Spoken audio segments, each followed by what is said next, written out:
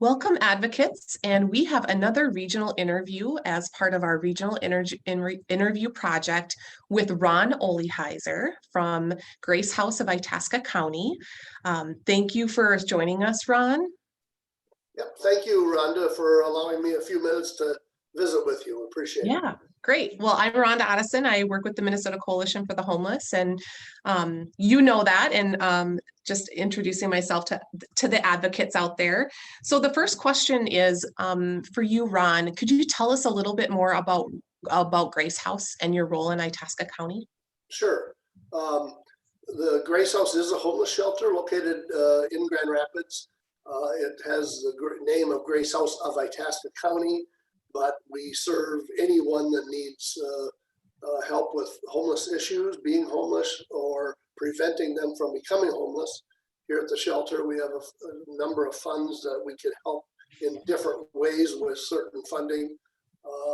But our overall goal, of course, is to house people in our facility. We're a 10-bed facility, and meals, and they can stay here during the days and nights, whatever they want to do, coming and going, looking for employment, out looking for housing, but they can come back here and have a good meal, good night's rest, and be ready for another day. And our staff also works hard with each one of them in planning and making connections to other partners in our community for other services that they may need, whatever that is, to help them grow and try to change and kind of come out of experiencing homelessness, however they need to come out of it. So yeah, it sounds like your Grace House can be truly a starting point to building that long-term stability as people transition from shelter into housing.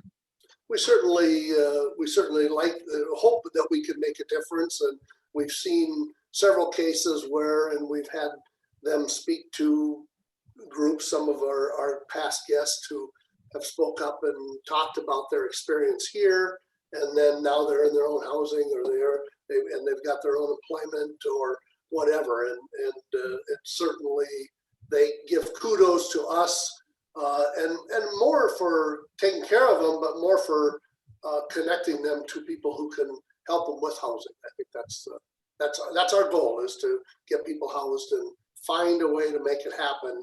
And we know it's difficult in all parts of the state, and it is here too. So, yeah, so tell me a little bit about the need for emergency shelter, how it impacts Grace House and in your community. Yeah, well, we're fortunate. Back 15 years ago, a group of people got together and decided they needed to do something, and they did. And we operated out of a church for the first 12 years or 10 years or something, and now we have our own building. So we're fortunate in this community to be able to provide that service and provide a place for people to go. But I always try to advocate for other rural communities in the state that don't have facilities like ours, or something that they can help people in need, and I think that's important. I mean, we're as I said, we're fortunate.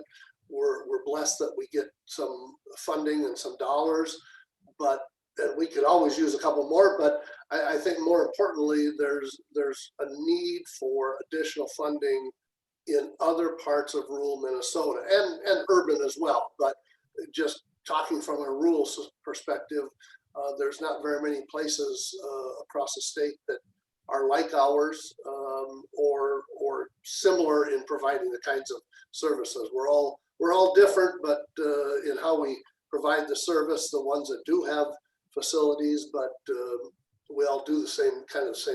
It's just a different way of doing it. But we certainly need additional dollars to help people experiencing homelessness. Yeah, thank you for that, Ron. Obviously, we've been advocating to increase the shelter supply across the state. So that perspective that, if you've had shelter in your community for over 15 years, and there's so many communities that really want to step forward and also expand their shelter options in their community. And whatever fits their community best.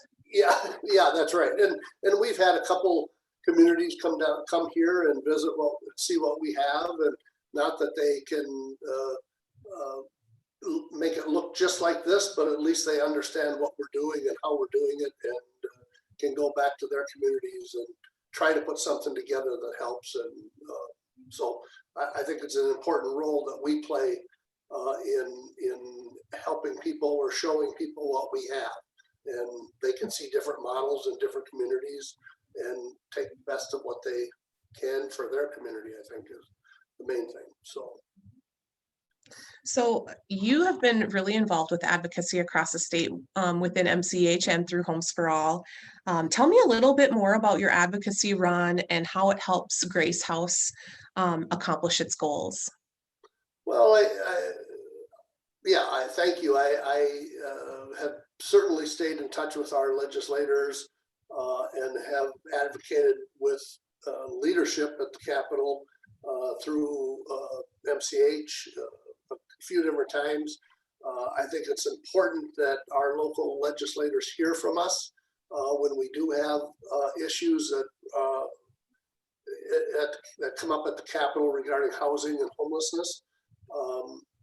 I think we're making some headway. I think we've made some headway in the past few years. We've certainly had some good successes in bonding and in dollars, and even in 2020 when we had a lot of money for serving people in different ways during the COVID pandemic, and we certainly had to change our service model here, and we've reached out to those folks. I just in the last couple of weeks have sent a couple messages to three of our legislators here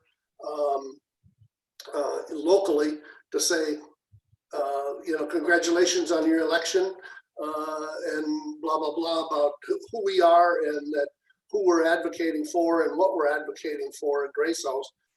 And again, it helps us. And I've had some legislators in here over the years to see our facility and just to talk and bring other partner agencies together. But if they hear from us, and we're a rural community, again, from a rural perspective, it's different what they hear from what it is in the urban. And we need to make sure our voices are heard from across Minnesota. And again, I believe that we're doing a much, much better job at that than we were even 5 years ago. I think we've really stepped up to the plate, and housing and homelessness is heard and seen daily, in our state and our country. I mean, it's unfortunate, but it's the way it is, and everything we can do and keep in touch with the legislators and people who are trying to solve the problem or help with the problem, we need to stay in touch with them. And it takes all of us, not just the staff at MCH or the volunteers at Homes for All, but it takes all of us, whether we're involved in those organizations or not. I think so. And they certainly appreciate what we're doing here, but I think I look at it personally just from a big picture and not just what it does for Grace House, because eventually it will help Grace House too, whatever I'm working on. So.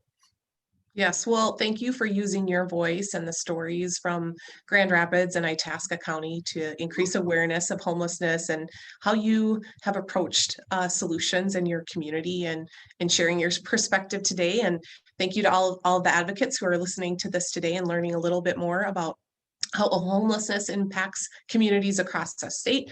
Thank you, Ron.